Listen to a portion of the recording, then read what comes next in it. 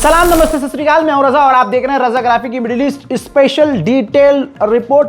खास रिपोर्ट है। वादा किया था आपसे कि और भी खबरें लेके आने वाला हूं। नए साल में बहुत सारी नई और बड़ी खबरें हैं, लिहाजा ममदानी, जानते होंगे, मुझे एक्सप्लेन करने की जरूरत नहीं है। ममदानी ने मेयर की शपथ ले ली और शपथ लेते ही, अब बिल्कुल शुरू से चल रहा हूं, जब उन्होंने शपथ ली तो बवाल इसलिए हुआ क्योंकि उन्होंने कुरान पर हाथ रखकर शपथ ली। अमेरिका में मेयर का जो उन्होंने शपथ लिया है, अमेरिका में लिया उन्होंने, न्यूयॉर्क में, लेकिन चूतड़ों में आग भारत में लगी है बहुत सारे लोगों के। मतलब अगर उनको दिक्कत यह है कि ममदानी ने कुरान पर हाथ रख के क्यों शपथ ली। अरे जिसमें जिसकी आस्था होगी भाई, वो कुरान की कसम झूठी नहीं खाता ना मुसलमान, तो कुरान पर हाथ रख के कसम खाएगा। नहीं तो ये चाह रहे थे कि गीता या बाइबल पर रख के, वहाँ का जो संविधान है उस पर हाथ रख के कसम खाए। हजरात, वही दोगले लोग जब उनकी तारीफ करते हैं जो गीता पर हाथ रख के कसम खाता है, तो उनको अपना दोगलापन नजर नहीं आता है। बहरहाल गोबर की क्या बात करनी। बहरहाल ममदानी ने कुरान पर हाथ रख के जो है मेयर की शपथ ली और उसके बाद जो पहला जो काम किया उसने, जो ममदानी से पहले इजराइल का समर्थक मेयर था न्यूयॉर्क का, उसने कई सारे कानून बदले थे।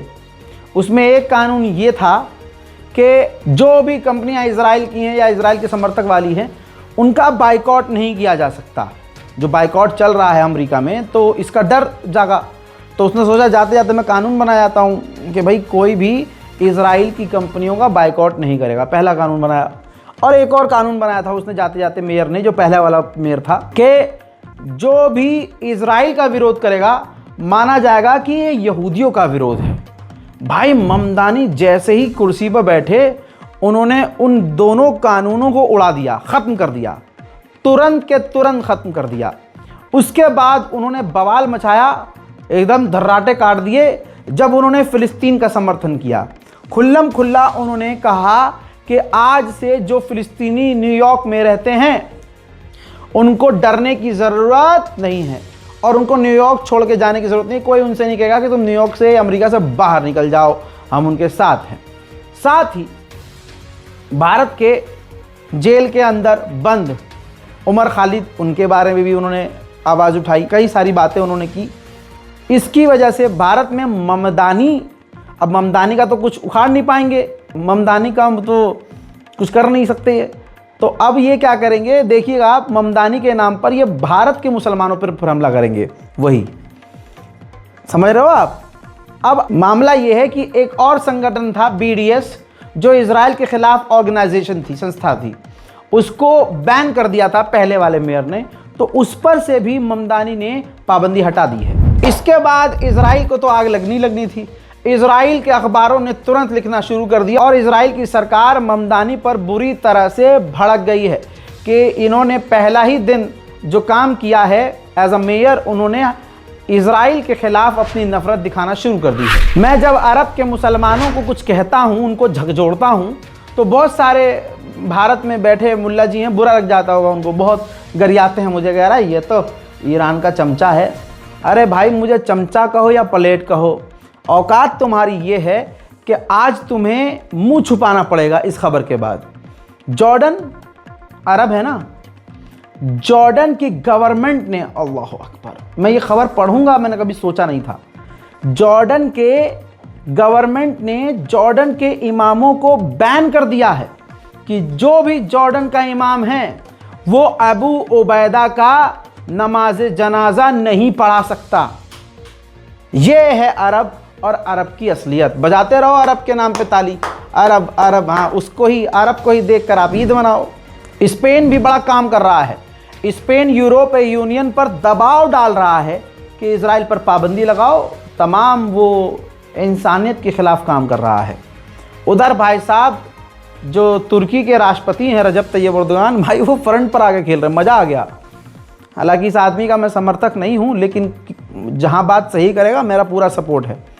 अब जो तुर्की के राष्ट्रपति रजब तैयब एर्दोगान हैं, उन्होंने जो इजराइल के प्रधानमंत्री नेतन्याहू है उनको फिरौन घोषित कर दिया। देखिए, özellikle de Netanyahu denilen bu firavunun yaptıkları yanına kar kalmayacak. Çünkü 7'den 70'e çok mazlumun ahını aldı. Bu yavruların ahı onun yanına kar kalmaz. Televizyon ekranlarında o çadırdan başka her şeye benzeyen rüzgarların, yağmurun, çamurun içindeki o yavruların hali herhalde onların ahı Netanyahu'ya kar kalmaz.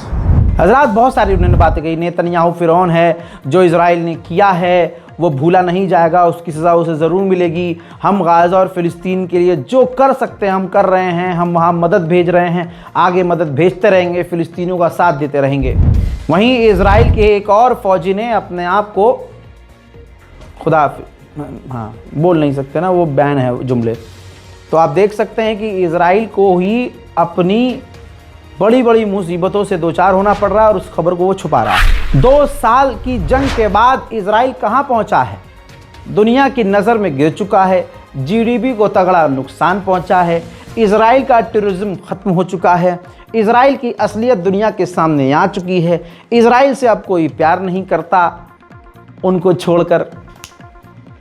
हालत ये है कि Israel की 32% आबादी 2 साल की जंग के बाद, इजराइल की 32% आबादी को मेंटली डिस्टरबेंस है और उनको हेल्थ, दिमागी तौर से वो परेशान है, उनकी हेल्थ काफ़ी वीक हो चुकी है और दिमागी तौर से वो प्रेशर में है जिनको ट्रीटमेंट की ज़रूरत है। और ये इजराइल की रिपोर्ट है। मैंने आज एक वीडियो में, पता नहीं किस वीडियो में, लेकिन एक जुमला इस्तेमाल किया था, वो भी पक्का है, पक्का हो गया कि यूएई इलाके में एक नया इजराइल है। मुसलमान भेष में, अरब के भेष में एक इजराइल है यूएई। सोचिए, इजराइल ने सोमालिया के टुकड़े किए और सोमालिया लैंड को मान्यता दे दी। सारी दुनिया ने विरोध किया, तमाम अरब देशों ने नाराज़गी जताई, क्योंकि सोमालिया अरब देश है भाई, उनका भाई है। लेकिन यूएई चुप रहा और बिना कुछ कहे इस हराम के जने ने, यूएई की गवर्नमेंट ने क्या किया, ये रहा स्क्रीनशॉट आपके सामने। यूएई ने चुपके से सोमालिया लैंड को मान्यता दे दी है। अब वो सोमालिया लैंड के लोगों का पासपोर्ट एक्सेप्ट कर रहा है। ये है यूएई की असलियत। खबर अब कंफर्म हो गई है, सोमालिया लैंड का जो राष्ट्रपति बना है वो इसी महीने जो है इजराइल आने वाला है और अब्राहम अकॉर्ड में शामिल हो जाएगा। सोमालिया लैंड के लोग सोच रहे हैं कि हम तो आज़ाद हो गए, उनको नहीं पता कि वो, समझ लीजिए कि कुएं से निकले हैं तो खाई में गए हैं। मतलब सर दर्द की दवा खाकर बवासीर ले लिया है। अब आपके सामने तस्वीर देखिए, जो अमेरिका की मिडिल ईस्ट के फौज के कमांडर हैं, यानी सेंटोम के कमांडर, वो सोमालिया लैंड पहुंचे हैं। उनका वीआईपी तरीके से स्वागत किया गया है। जाहिर सी बात है, सोमालिया लैंड को करना पड़ेगा। अब आज मोहम्मद रज़ा की बात को लिख लीजिएगा, सोमालिया लैंड एक देश कम, अमेरिका और इजराइल का मिलिट्री बेस ज़्यादा होगा और कुछ महीने और कुछ साल के बाद आप देखेंगे कि सोमालिया लैंड की आवाम खुद अमेरिका और इजराइल से परेशान होगी। उधर सऊदी अरब ने यमन पर एक बार फिर से बड़ा हमला किया है। लगातार वो हमले कर रहा है। यमन में यूएई के समर्थक वाले एसटीसी के ऊपर वो हमला कर रहा है। बड़ा हमला हुआ है, एसटीसी का बड़ा नुकसान हुआ है, भगदड़ मच गई है। अब इस हमले के बाद आधिकारिक बयान आया है यूएई का। फट के 4 हो गई है चचा की। यूएई ने आधिकारिक तौर पर ऐलान किया है कि हमने यमन के अंदर से अपने तमाम फौजियों को निकाल लिया है। अब जो लोकल एसटीसी के लड़ाकू हैं, जो वहाँ यमन के समर्थन से घुसे थे, उनका अलग है कहना कि हम तो यहाँ पर हैं, लेकिन यूएई अपनी फ़ौज को निकाल चुका है। सऊदी अरब ने जो पिछले 48 घंटे में हवाई हमले किए हैं, बताया गया है कि इसमें 20 लोग मारे गए हैं, वही लड़ाके जो घुसे थे। अगर कोई लोकल या निर्दोष मारा गया है उसके बारे में तो बाद में जानकारी आएगी, लेकिन मरने वालों की संख्या 20 हो गई है। सऊदी अरब अभी भी यमन पर हमले कर रहा है, यहाँ तक कि यमन के समर्थन में और यूएई के खिलाफ बिल्कुल खूंखार तरीके से सऊदी अरब सामने आ गया है। यमन के समर्थन में, यमन के बेहद करीब सऊदी अरब ने अपनी नेवी तक तैनात कर दी है। अब एक कदम दूर है यूएई और सऊदी अरब, अब आगे कदम बढ़ा तो डायरेक्ट यूएई और सऊदी अरब के बीच जंग हो सकती है। ऐसे में तुर्की बीच में कूदा है और तुर्की यूएई और सऊदी अरब के बीच मीडिएशन करवाने की कोशिश कर रहा है। दोस्तों, डोनाल्ड ट्रंप से मिलने नेतन्याहू पहुंचा था और अपने कई मकसद वो कामयाब हो गया है। एक मकसद उसका ये था कि ट्रंप को समझाए कि जो आप बार बार तुर्की को सपोर्ट कर रहे हैं कि हाँ गाजा के अंदर तुर्की की फौज जाए, ऐसा ना कीजिए। अब ट्रंप ने ऐलान किया है कि तुर्की की फौज गाजा नहीं जाएगी, लेकिन इजिप्ट और जॉर्डन में तैनात रहेगी मदद के लिए। यूएन ने आधिकारिक तौर पर बताया है कि यूएन की जो अंतर्राष्ट्रीय फौज तैनात है लेबनान में, इजराइल की फौज ने उस अंतर्राष्ट्रीय फौज पर फायर किया है। हजरात, जो जोलानी, आपका पसंदीदा जोलानी इजराइल पर भरोसा करता है और इजराइल को उसने अपना कई इलाका दे दिया है और आज अपना पिछवाड़ा दिखाता है, इजराइल को पीठ दिखाता है कि हम नहीं लड़ेंगे मामू, आपसे नहीं लड़ेंगे।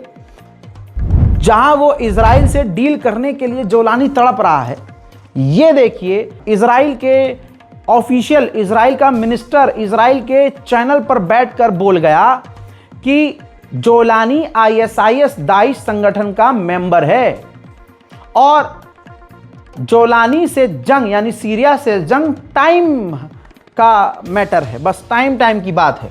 आज नहीं तो कल उससे झड़प होगी। ईरान पर हमले की संभावनाएं बढ़ गई हैं, जैसा मैं पहले वीडियोस में दिखा चुका हूं। ईरान पर हमला करने का इशारा डोनाल्ड ट्रंप साफ कर चुके हैं। अब यूएन को दूसरी बार लेटर लिखा है यूएन ने और लिखित में उनको जानकारी दी और कहा है कि अगर अमेरिका ने हम पर हमला किया तो हमें डिफेंस, सेल्फ डिफेंस करने का अधिकार है, जवाबी कार्रवाई हम करेंगे।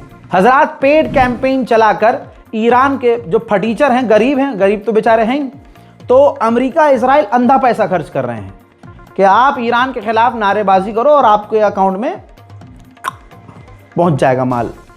ऐसे में एक नौजवान जेनजी बड़े जोश में आयतुल्लाह खामनाई के खिलाफ नारे लगा रहा था, death to dictator, death Khamenei मुर्दाबाद हैं नारे। भाई, उसे पुलिस ने पकड़ लिया। अच्छा, उसे मारा पीटा नहीं पुलिस ने, तस्वीर देखिए, ईरान की पुलिस ने गिरफ्तार कर लिया और गिरफ्तार करते ही उसने हगना शुरू कर दिया।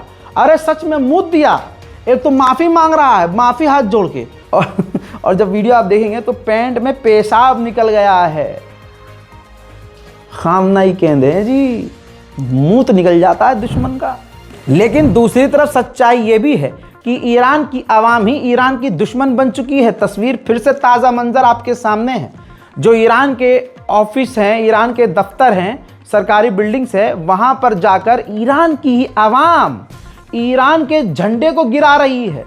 पूरी दुनिया में हमने प्रदर्शन देखे, लेकिन ऐसा प्रदर्शन कि आवाम ही अपने मुल्क के झंडे को पैरों तले रौंद दे, ये ईरान में देख रहे हैं हम। पूरे ईरान में भाई साहब 7-8 दिन हो चुका है, खौफनाक प्रदर्शन है, देखिए।